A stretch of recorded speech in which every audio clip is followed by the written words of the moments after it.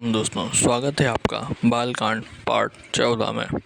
हे प्रभु, मेरे पिता के घर बहुत बड़ा उत्सव है। यदि आपकी आज्ञा हो तो हे कृपाधाम, मैं आदर सहित उसे देखने जाऊं।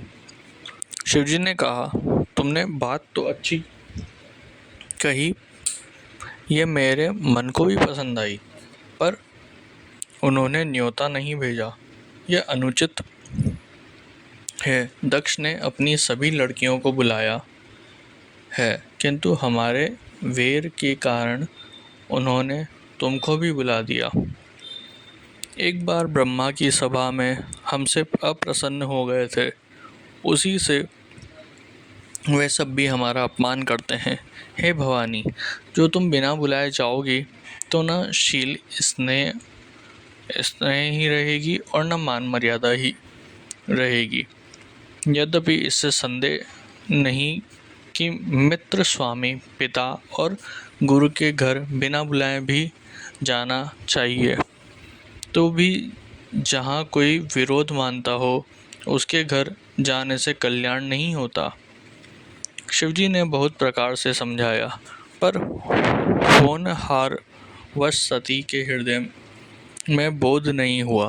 फिर शिवजी ने कहा कि यदि बिना बुलाए जाओगी तो हमारी समझ में अच्छी बात नहीं होगी।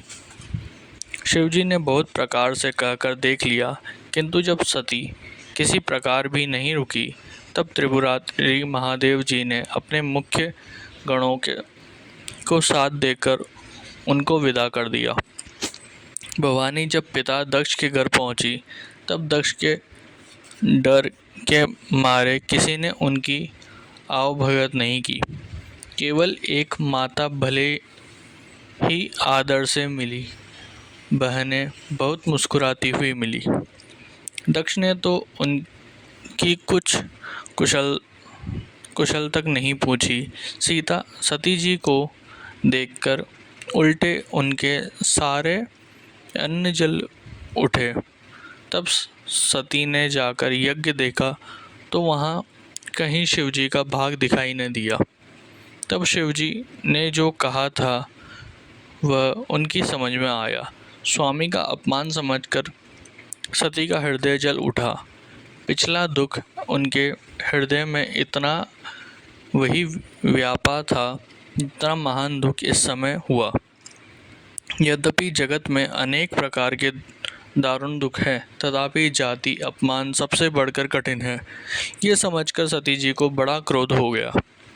माता ने उन्हें बहुत प्रकार से समझाया बुझाया, परंतु उनसे शिवजी का अपमान नहीं सहा नहीं गया। इससे उनके हृदय में कुछ भी प्रबोध न हुआ। तब वे सारे सभा को हठपूर्वक डांट कर क्रोध भरे वचन बोली, हे सभासदों और सब मुनीश्वरों, सुनो। जिन लोगों ने यहाँ शिवजी की निंदा की या सुनी है, उन सबको उसका फल तुरंत ही मिलेगा, और मेरे पिता दक्ष भी भली भांति पछताएंगे। जहाँ संत शिवजी और लक्ष्मीपति विष्णु भगवान की निंदा सुनी जाए, वहाँ ऐसी मर्यादा है कि यदि अपना वश चले तो उस निंदा करने वाले की जीभ काट लें, और नहीं तो कान मूंदकर वहाँ से भाग जाएं। त्रिपुर देवतियों को मारने वाले भगवान महेश्वर संपूर्ण जगत के आत्मा हैं। वे जगत पिता और सबका हित करने वाले हैं। मेरा मन बुद्धि पिता उनकी निंदा करता है, और मेरा ये शरीर दक्ष ही के वीर्य से उत्पन्न है। इसलिए चंद्रमा को ललाट पर धारण करने वाले वृक्ष केतु शिवजी को हृदय में धारण करके मैं इस शरीर को तुरंत ही त्याग दूंगी। ऐसा कहकर सती जी ने योगाग्रिम अपना शरीर भस्म कर डाला। सारी यज्ञशालाओं में हाहाकार मच गया। सती का मरण सुनकर शिवजी के गण यज्ञ विध्वंस करने लगे। यज्ञ विध्वंस होते देख मुनीश्वर भृगु जी ने उनकी रक्षा की। ये सब समाचार शिवजी को मिला। तब उन्होंने क्रोध करके वीरभद्र को भेजा। उन्होंने वहां जाकर यज्ञ विध्वंस कर डाला और जब देवताओं को यथोचित फल दंड दिया। दक्ष की जगत प्रसिद्धि वहीं गति हुई जो शिव द्रोही की हुआ करती थी। ये इतिहास सारा संसार जानता है, इसलिए मैंने संक्षेप में वर्णन किया। सती ने मरते समय भगवान हरि से यह वर मांगा कि मेरा जन्म जन्मों में शिवजी के चरणों में अनुराग रहे। इसी कारण उन्होंने हिमाचल के घर जाकर पार्वती के शरीर में जन्म लिया। जब से उमा जी हिमाचल के घर जन्मी, तब से वहाँ सारी सिद्धियाँ और संपत्तियाँ छा गई। मुनियों ने जहाँ तहाँ सुंदर आश्रम बना लिए और हिमाचल ने उनको उचित स्थान दिए। उस सुंदर पर्वत पर बहुत प्रकार के सब नए नए वृक्ष सदा पुष्प फल युक्त हो गए और वहाँ बहुत तरह की मणियों की खानें प्रकट हो गई। सारी नदियों में पवित्र जल बहता है और पक्षी पशु भ्रमर सभी सुखी रहते हैं। सब जीव ने अपना स्वाभाविक वैर छोड़ा दिया और पर्वत पर सभी परस्पर प्रेम करते हैं। पार्वती जी के घर आ जाने से पर्वत ऐसा शोभामान हो रहा है जैसे राम भक्तों को पाकर भक्ति शोभायान होती है। उस पर्वत राज के घर नित्य नए नए मंगलोत्सव होते हैं, जिसका ब्रह्मादि यश गाते हैं। जब नारद जी ने ये सब समाचार सुने तो वह कौतूकही से हिमाचल के घर पधारे। पर्वतराज ने उनका बड़ा आदर किया और चरण धोकर उनको उत्तम आसन दिया।